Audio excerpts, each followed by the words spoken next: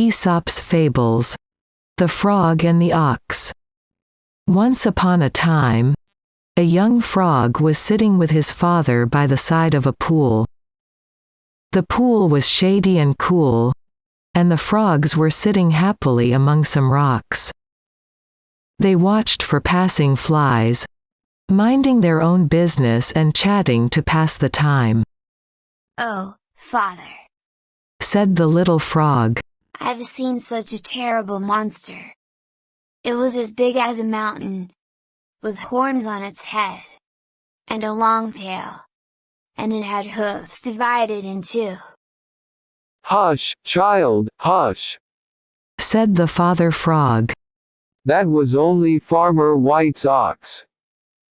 It isn't so big either. It may be a little bit taller than I, but I could easily make myself quite as broad. Just you see."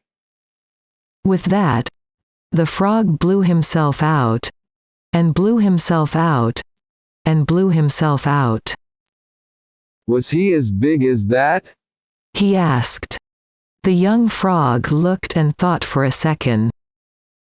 "Oh, much bigger than that," he said, shrugging his shoulders. Again the father frog blew himself out, and blew himself out, and blew himself out. Then he asked his son if the ox was as big as that. The little frog looked and thought for a minute.